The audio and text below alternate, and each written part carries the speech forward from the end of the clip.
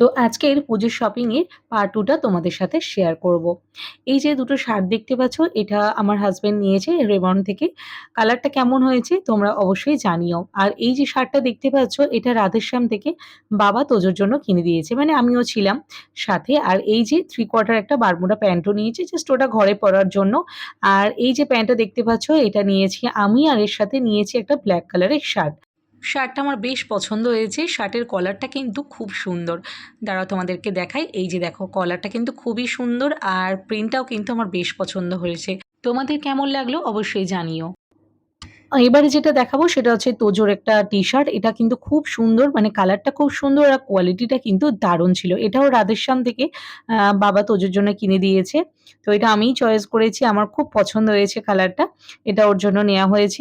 আর এই যে প্যান্টটা দেখতে পাচ্ছ, আর এর সাথে একটা শার্টও আছে, এটা বাবা হাসব্যান্ডকে দিয়েছে, মানে রাধেশ্যাম থেকে। আমি এটা চয়েস করেছিলাম।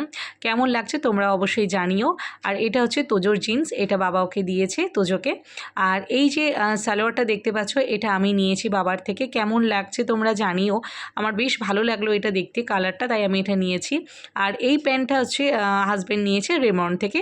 আর এবার আমি তোমাদেরকে একটা জুয়েলারি দেখাবো, যেটা আমি যদি অষ্টমীতে বৃষ্টি না হয় তাহলে আমি শাড়ির সাথে পরবো বলে এটা নিয়েছি। দেখা যাক কি হয়।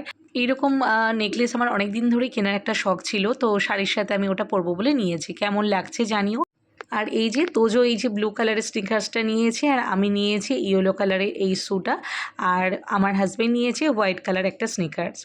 তো ভিডিওটা কেমন লাগলো তোমরা অবশ্যই আমাকে কমেন্ট করে জানিও।